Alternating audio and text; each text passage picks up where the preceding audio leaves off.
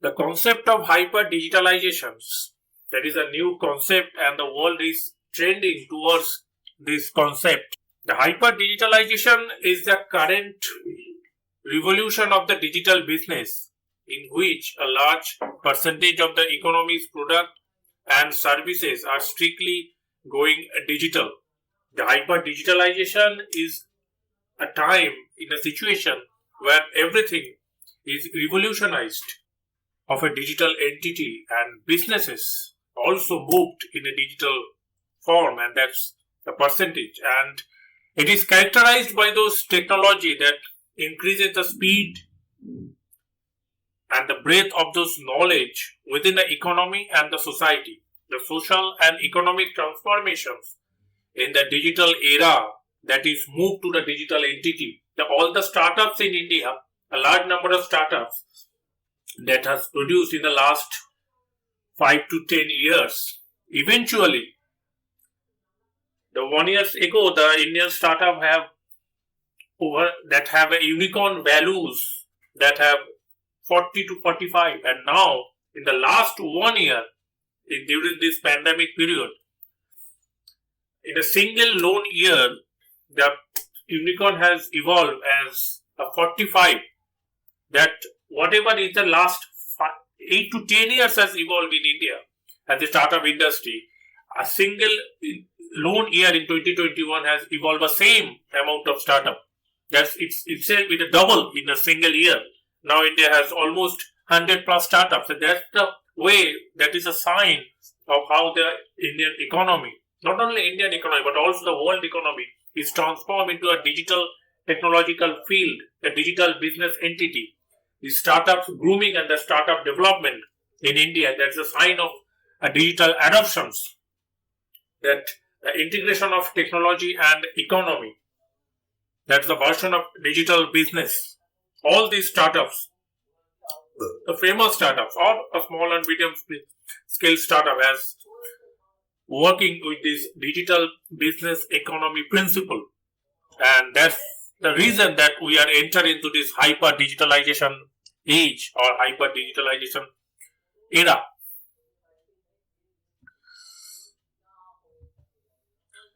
During this pandemic, if someone asks a very simple question to a corporate client, that what would have done differently if you knew this pandemic was hitting the world 1 year down the line, then one said that I wished I had moved to the cloud. I wish I had opened the online channel. I wish I was directly connected with my customers so that I could really determine what are the need requirement, what are the market demand, what is needed, and I could have taken care of those information accordingly.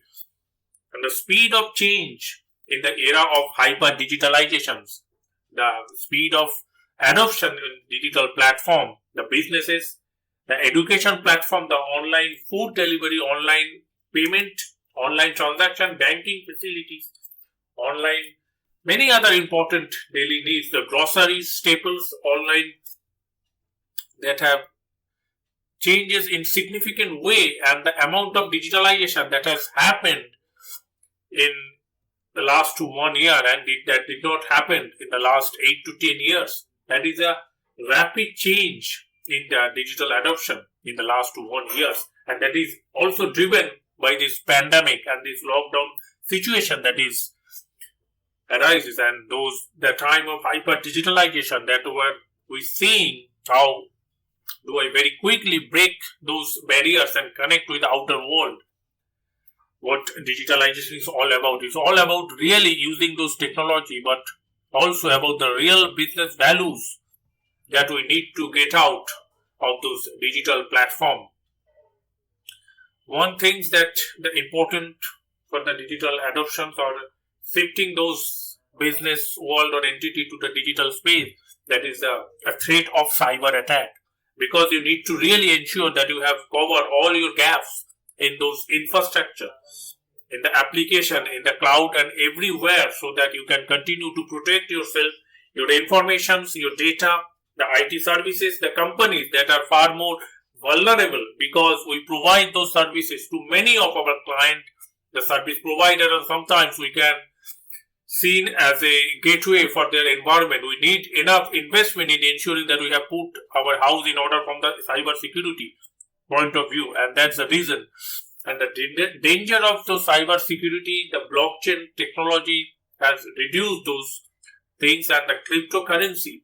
There is also a massive discussion point in last 1 years, and the cryptocurrency has been a tremendous trending topics currently globally, and many people are keen to invest in this cryptocurrency. Many during this lockdown period, the people's demand, the craze for this cryptocurrency investment as a form of digital currency, as a form of digital asset, has been growing upwards in a very steep way, very tremendous growth in this digital currency market, and that have nothing against that. But the users of this cryptocurrency sometimes to get ransomware, and there must be some rules and guidelines and way to govern that. There is some regulated body, the regulated agency that can control those cryptocurrency transactions, cryptocurrency buy and sell, cryptocurrency, all those important steps that the investor needs to follow to make them secure, to make them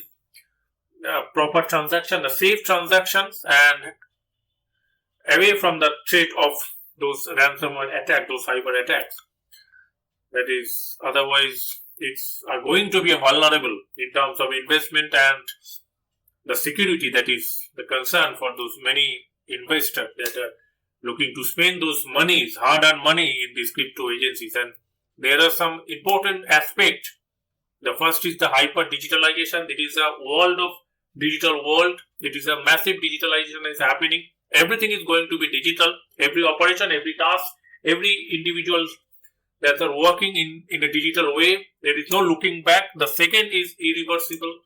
But the artificial intelligence, those application in those artificial intelligence and those utility, the artificial intelligence that is beyond the human error, beyond the human capability, is the all-time task, that is a repeatable task, that is a task that is anyone can do, any people can do. That is a mode of jobs or a mode of operation that is a very repetitive in nature, and the data processing, the data handling, the large number of data manipulation, that will be a kind of, and they will be disrupting going forward. That is the third thing also, that a new working model that we can resist, but we don't think that you can avoid that.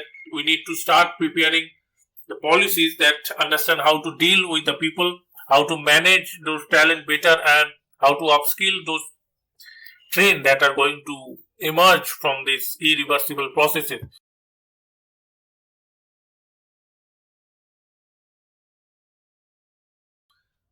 The fourth industrial revolution, that is the fusion of those advances in the artificial intelligence, robotics, the Internet of Things, genetic engineering, 3D printing, 3D modeling, quantum computing, and many more information, many more important application. That is a technological field, that is a new age technology that will change the way we deal with, we live with, the way the world will behave in the next 10 to 15 years. That is the age, that will be the age of this few important technological aspect, and that's the way the industrial revolution will work. That's all for now. Thanks for watching. Keep watching. See you in the next video.